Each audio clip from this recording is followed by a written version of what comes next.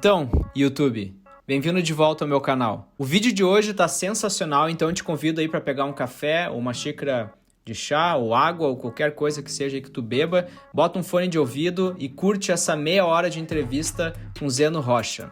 Se tu não sabe quem é o Zeno Rocha foi o primeiro programador brasileiro a ser considerado um Google Developer Expert. Eu tenho certeza que se tu é desenvolvedor web, JavaScript, com certeza tu conhece ele. E mesmo que tu não tenha interesse nas mesmas tecnologias que o Zeno vem trabalhando, provavelmente tu conhece o trabalho dele através do tema Drácula. Recentemente, o Zeno lançou o livro 14 Hábitos de Desenvolvedores Altamente Produtivos. O link tá aqui na descrição do vídeo.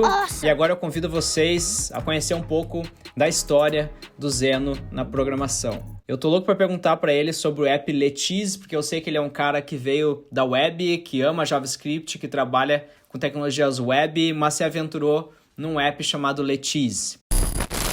Let's foi o teu primeiro app, cara? Foi, nunca fiz nenhum app, cara. E na verdade a tua bio tá melhor do que as que eu escrevo, tô adorando. E me diz uma coisa, como é que foi pra ti criar o teu primeiro app? Qual foi a tua sensação, qual a diferença, assim, de criar algo pra web e criar algo pro mobile? Cara, muito boa pergunta. Eu acho que tem vários paradigmas que a gente tem na web que a gente tem que reaprender no mobile. Então, na web tem várias coisas que a gente, como você diria em inglês, tipo, take for granted, né? Você, tipo, esquece que é tão bom.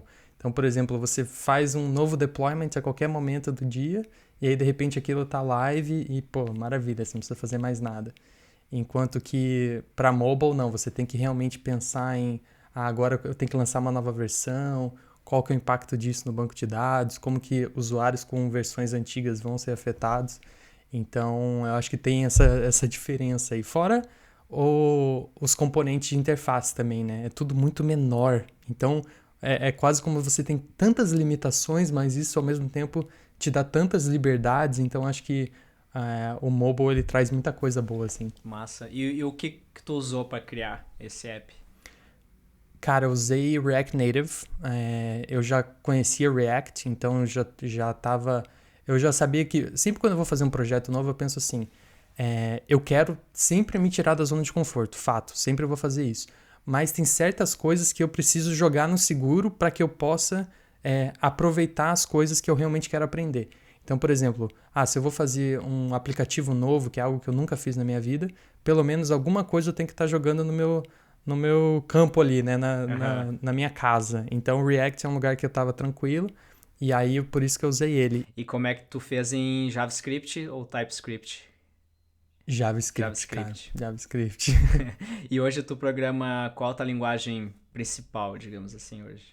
Cara, eu amo JavaScript. Assim, eu entendo que, poxa, é legal você ter tipagem, isso te ajuda em várias circunstâncias, mas JavaScript pra mim não sei, cara. Tem alguma coisa que me joga pra lá. Sempre que eu quero sair, ele me joga de volta. Mesma coisa, da onde que tu tá falando agora? Onde é que tu tá aí? Eu tô em Los Angeles, na Califórnia. Los Angeles. Tu tá morando aí então? Trabalha aí? Eu trabalho aqui, eu sou natural de Curitiba, do Paraná, mas me mudei pra cá há 5 anos atrás. Massa.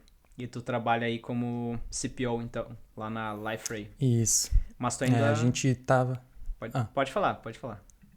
Não, hoje eu tô numa posição mais estratégica, né, no dia a dia aí. A gente tá com um time grande lá, tem uns 50 pessoas no time, e a gente tem...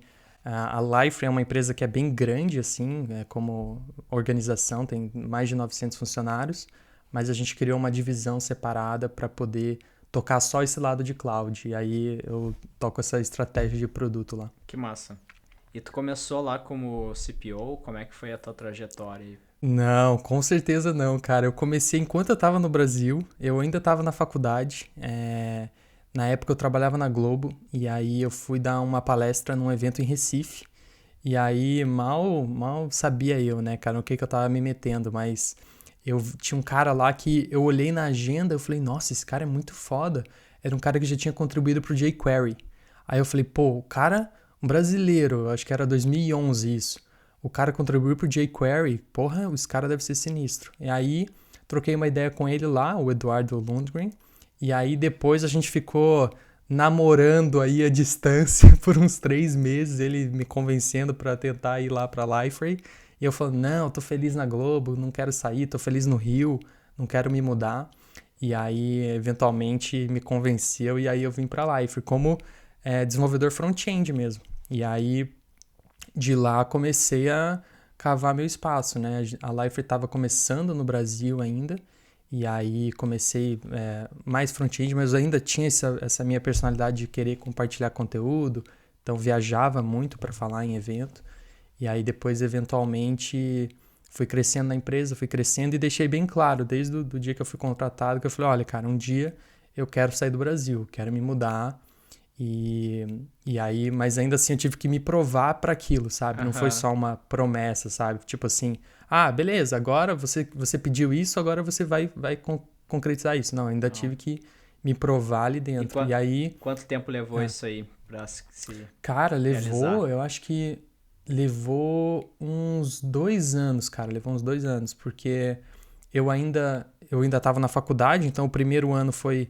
ali entendendo a empresa, trabalhando remoto, depois eu me formei, e aí beleza, botamos na mesa essa opção de novo de se mudar, e aí eles falaram, não, acho que é melhor você vir aqui para Recife, conhecer um pouco mais do time, entender mais da empresa ainda antes disso. Então aí passei um ano em Recife, e aí depois eu fui o primeiro funcionário a sair do Brasil para trabalhar nessa empresa. Eles nunca tinham feito processo de visto e tal. Uhum. Então foi uma experiência nova tanto para a empresa quanto para mim ali no Brasil. E aí cheguei aqui. E aí aqui fui mais para uma área de developer relations, porque pô, eu amo esse mundo. E aí, à medida que as coisas foram acontecendo, acabei indo navegando um pouco para a área de produto, mas amo programação, continuo programando todos os dias da minha vida. Passou de uma obrigação para um hobby, foi uma Sim, transição bem diferente, assim. que massa. Então tu começou escrevendo linha de código, ainda escreve até hoje, né? Eu acho que quem já foi programador um dia nunca vai deixar de querer programar algo e criar uns É projetos. verdade. E Uhum. tu lembra qual que foi, assim, a tua primeira linha de código? Como é que tu começou, assim, na programação? Caraca! Nossa, cara, não lembro mesmo, assim. Eu lembro de. Tem alguns relances, assim, que são bem marcantes pra mim. Eu lembro de estar na faculdade escrevendo C no primeiro Uhum. período e odiando C, odiava C, e depois C, odiava C também. E aí lembro também no meu estágio aprendendo ActionScript, que era a linguagem do Flash, Uhum. e eu amava Flash, amava tipo fazer coisas loucas na tela. Então sempre fui indo para essa linha de interface. E aí amava HTML e CSS, Que massa. sempre amei, amo até hoje.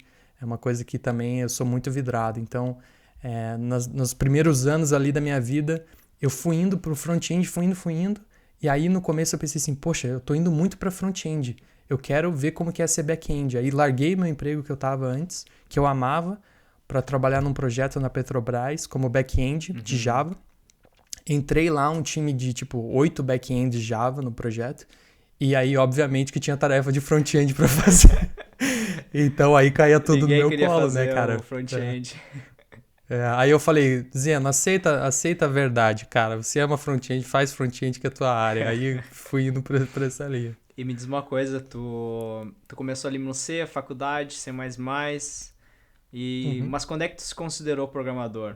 Tipo assim, isso é uma dúvida que muita Nossa. gente me manda, assim, É, tipo, tá, eu tô estudando agora, mas caraca. eu já posso aplicar Aham, pra uma vaga, já sou um programador, já sou uma programadora. aham. Então, cara, isso é muito difícil, porque eu acho que tem essa coisa da. Toca um pouco nesse assunto, né? Da síndrome do impostor, você achar que não é bom o suficiente ainda. E eu acho que independente de você tentar se definir como programador ou não, às vezes você tem que meter a cara mesmo e aplicar para os trabalhos sem estar preparado, porque a gente nunca está preparado o suficiente, a gente nunca vai achar que sabe tudo. E isso em vários momentos da sua carreira. No começo você está com medo de aplicar para o teu primeiro trabalho, depois uma vez que você é mais pleno, você está com medo de aplicar para aquela empresa legal. Depois, quando você é sênior, você está com medo de aplicar para uma Google da vida, que você acha que você não é bom o suficiente para passar. Então, eu acho que tem várias fases que isso vai acontecendo em diferentes maneiras, assim, mas eu acho que você só descobre botando a cara para bater mesmo. Sim. além das palestras e do trabalho que tu vem fazendo na Liferay, tu tem vários projetos pessoais aí que tu criou. Uhum. E aí, me diz assim, como é que é o teu processo, não vou dizer criativo, assim, mas qual que é o gatilho mental que tu usa pra ter motivação de fazer algo extra? Tipo assim, de estar trabalhando, ou estar na faculdade e Uhum. estar trabalhando e ainda fazer um projeto extra. O que que Uhum. te motiva, assim? Não sei se tu lembra o que que te motivou a criar o tema Drácula, o que que te É, motivou a criar Clipboard.js. cada um desses projetos tem uma história bem louca por trás. A história do Drácula em si, cara, a gente pode até entrar nela, mas é uma história maluca demais. Mas, tipo, Vambora. é... Bora? Então, eu tava. Eu fui pra um evento na Alemanha, né? Eu acho que isso foi em 2013, talvez. E aí saí desse evento da Alemanha e aí fui pra Espanha, onde ia ter outro evento que eu ia participar. E aí no meio do voo comecei a passar mal pra caramba, barriga doendo e tal, eu não entendi o que tava acontecendo. Sei que falei com a aeromoça, levantei o braço, falei, ó, tô passando mal, durante o voo mesmo. Então pousou o avião, saí de ambulância, fui direto pro hospital. Cheguei lá, já tava me sentindo bem, de boa. E aí de repente achei que ia sair do hospital lá depois de umas 6 horas lá. Aí eu falei, ah, beleza, então cadê minhas coisas e tal? Aí a mulher falou, não, você não vai em lugar nenhum, você tá, tipo, muito mal, você tá indo pra emergência. Aí eu Nossa. falei, caraca. Aí fui para lá, moral da história, fiquei 2 semanas internado no hospital, em outro país, sem saber a língua, foi uma experiência louca demais. E durante a minha estadia lá, logo nos primeiros dias, né, eu tinha um pessoal da Lifer, né, que trabalha lá na Espanha, aí eles foram lá, pegaram meu computador do hotel, levaram para mim no hospital, porque eu não tinha nada para fazer lá. O único entretenimento no hospital era a TV que passava coisa em espanhol. Então, tipo, eu falei, meu, aí levaram meu computador, tava lá de boa. Aí um dia eu saí do meu quarto, assim, pra pegar uma água e tal. E aí, de repente, quando eu voltei, roubaram meu computador, meu iPad. Nossa. Tipo, tudo que eu tinha, o único jeito que eu tinha pra me comunicar com a minha família no Brasil, roubaram. Aí, nossa, eu fiquei assim, pensa alguém no chão, assim, eu tava morto, assim, tipo, chorei que não acabava mais. Aí, pô, falei com o pessoal do trabalho, né, peguei o WhatsApp lá da menina da enfermeira, falei com eles, e aí eles levaram o computador pra mim no dia seguinte. Aí sabe quando você pega um computador novo, que você tem que configurar tudo do zero? Sim. Aí eu pensei assim, poxa, tá, beleza, eu vou configurar tudo do zero. Aí eu falei, tô com tempo aqui, eu vou tentar criar meu próprio tema. Aí, só que eu queria o mesmo tema em todos os meus aplicativos. Eu não queria só um tema no Sublime, que era o que eu usava na época. Aham. Eu queria um tema no meu terminal, eu queria um tema em qualquer outro, no meu browser, no meu navegador. Então, aí eu comecei o Drácula. Só que aí, tipo assim, eu não imaginava que ia crescer o quanto cresceu, assim, sabe? E quanto cresceu hoje? Tem algum número aí pra compartilhar? Cara, então assim, só um número só. O Drácula tem 107 temas, se eu não me engano, suporte a 107 aplicativos, sendo que um deles, por exemplo, que é o Visual Studio Code, tem 1.300.000 downloads. Nossa. Não sei nem se é downloads ou usuários ativos, tá? Eu acho que é um dos dois, eu tenho que conferir. Mas é um número absurdo, e com os outros temas é mais de tipo 4 milhões de usuários. Então ele é muito usado. Então, assim, foi um projeto que começou uma vontade minha mesmo, assim, sabe? Só que tudo que eu tento fazer, mesmo que seja um problema que eu esteja resolvendo pra mim, eu vou lá e coloco aquilo disponível para as outras pessoas, entendeu? Aham. É quase como se eu quero resolver o meu problema, então eu tenho uma motivação egoísta por dentro, que eu quero resolver o meu problema, só que nada do que eu faço eu acho que acaba na hora de criar, sabe? Eu Sim. termino de criar e eu penso assim, tá, agora eu preciso compartilhar. Ele só termina quando eu compartilho. Então, isso aí é uma parada importante pra mim. Nossa, cara, muito obrigado por compartilhar essa história aí. Impressionante, incrível. Parabéns pelo projeto. Eu tenho certeza que muita gente aqui usa o Drácula e parabéns mesmo.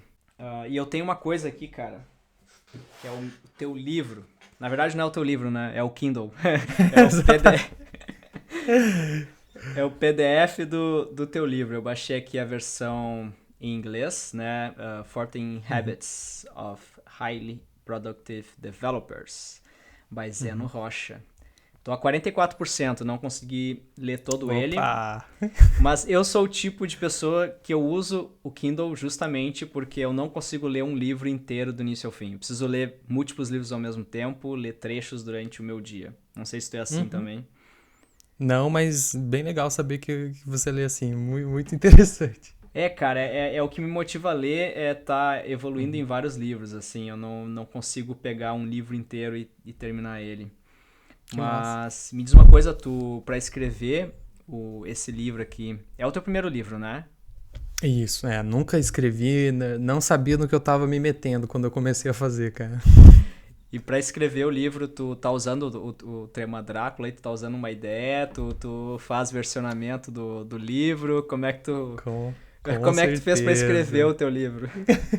Cara, boa ideia. Ninguém me perguntou isso ainda, então tá sendo legal compartilhar isso.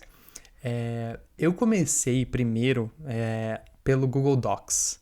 Por quê? Porque eu queria compartilhar isso com um cara extremamente especial pra mim, que não sei se você conhece, que é o Maljor. Então, quando eu falei pra ele, eu falei, pô, o Maljor, ele é um cara, um dinossauro da internet, aí o cara tem tipo 10 livros. E eu falei pra ele, ó, Maljor, pô, tô começando a escrever um livro e tal, queria umas ideias tuas e queria uns conselhos teus enquanto eu estiver escrevendo. Vai que eu me bloco, sei lá, essas coisas que eu não sei como que é esse processo de escrita, sabe?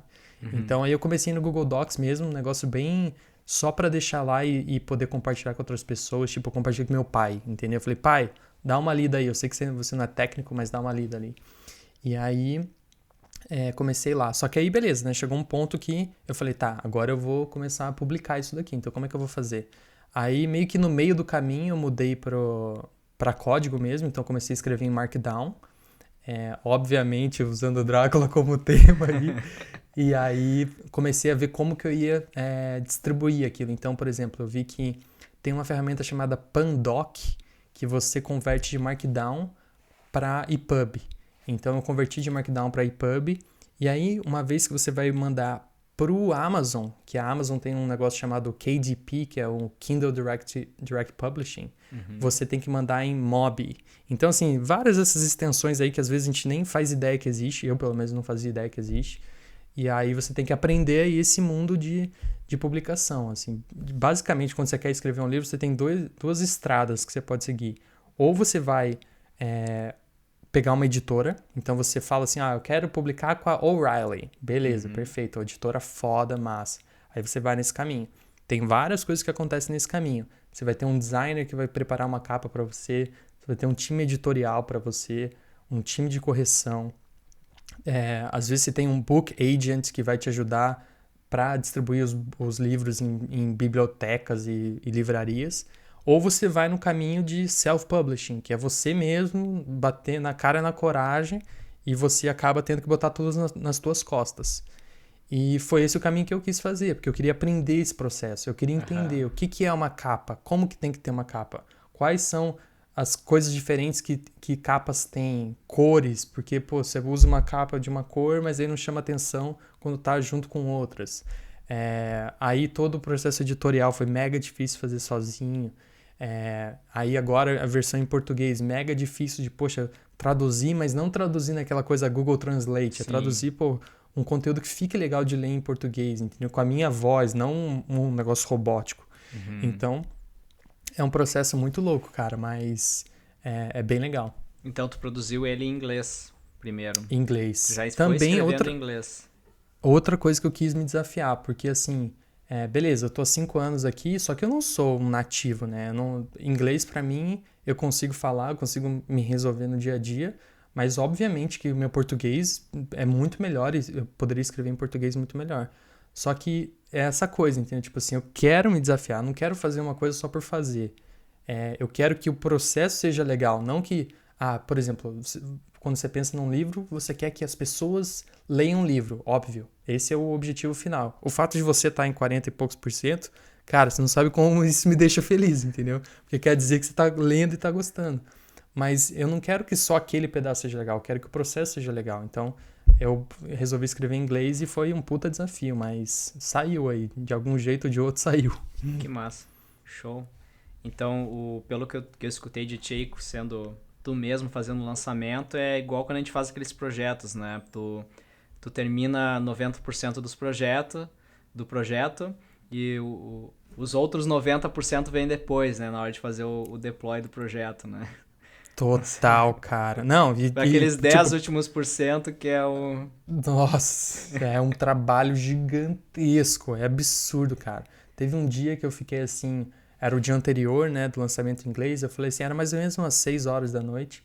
Aí eu falei assim, eu vou começar só a preparar aqui algumas coisas para poder amanhã só acordar e postar, porque como eu tô a 4 horas antes do Brasil e tô a 7 horas antes da Europa, eu vou tentar deixar as coisas preparadas para amanhã não perder tempo. Aí eu fiquei tipo até meia-noite preparando imagem, coisa para postar e tal. Então assim, é um trabalho gigantesco. E aí eu fiz o meu site, eu que fiz o design do site. Então, tipo assim, eu não sou um designer, sabe? Tipo assim, eu gosto de design, eu vejo as outras pessoas fazendo e acho legal. Mas eu não sou um designer, mas pô, beleza, vamos lá, vamos tentar. E aí até a stack do site que eu fiz, eu também queria me desafiar com coisa nova. Então acho que esse é o segredo aí. Bom, para finalizar aqui eu quero fazer um coach de uma parte do teu livro aqui. Tu fala que... eu vou falar em inglês, depois eu traduzir aqui para português, mas estilo Google Translator. Tu pode até falar nas tuas palavras aí. So, the reason why we all write crappy code from time to time is related to the circumstances around us on that particular week, day or time. Então, a razão pela qual todos escrevemos códigos de baixa qualidade de tempos em tempos está relacionada às circunstâncias que nos cercam naquela semana, dia ou horário em particular. Tá certo? Então, uma mensagem, eu queria que deixasse uma mensagem de motivação para todos os desenvolvedoras aí que estão, talvez, escrevendo crap code agora ou estão num projeto que, sei lá, não se vê mais trabalhando nele. Tu tem alguma dica aí de um cara que já iniciou e começou vários projetos, não sei quantos tu também já finalizou, né? Mas teria alguma dica para quem tá nesse momento aí? Eu acho que isso tem essa coisa do código, né? Sempre a gente tentar tomar cuidado quando a gente tá julgando o código dos outros também, né? Porque a gente às vezes entra num projeto novo, cai de paraquedas, tem que corrigir um problema, aparece um bug, é uma parte que você nunca mexeu, e aí você olha aquele código e fala, nossa, quem que é essa pessoa? Como que essa pessoa escreveu essa porcaria aqui, né? Vamos reescrever. Vamos reescrever tudo, né? Usa outra tecnologia, né? Só que a gente se esquece que, pô, tem um ser humano por trás daquilo, uma pessoa que, pô, às vezes você não sabe o que tá acontecendo na vida dela pra ela ter escrito daquela maneira, né? E às vezes isso pode estar acontecendo com você, que é o que você acabou de falar aí, né, Lucas? Então, eu acho que, pô, se você vê cercado num ambiente que, pô, às vezes é tóxico no trabalho, é aquele ambiente onde o chefe tá 100% do tempo te pressionando pra entregar de um jeito louco, assim, uns deadlines malucos, que é tudo pra amanhã, eu acho que, assim, com certeza tem momentos que é pressão mesmo, é emergência, tem problema em produção rolando, você precisa atuar. Mas se esse é o modus operandi da galera, né? Se esse é o jeito que sempre as coisas foram feitas, às vezes tentar achar um lugar novo ou tentar educar o pessoal dentro da empresa, que às vezes não é daquele jeito, às vezes tem um outro modelo de desenvolvimento que pode ser adotado. Então, espero que... É difícil sair dessa situação, mas existem caminhos aí para trilhar, cara, com certeza. Show. Zeno, mais uma vez, muito obrigado por aceitar aí o meu convite. Eu desejo todo sucesso no lançamento do teu livro. A versão português sai hoje. Eu vou colocar aqui na descrição, então, o livro em inglês, o link pro livro também em português, e eu convido todos a vocês a baixarem e descobrirem quais são esses 14 hábitos de um programador, uma programadora altamente produtiva. Exato. Tá, valeu demais, Lucas. Obrigadão aí pelo convite, cara. Eu que agradeço, cara. Valeuzão. Valeu.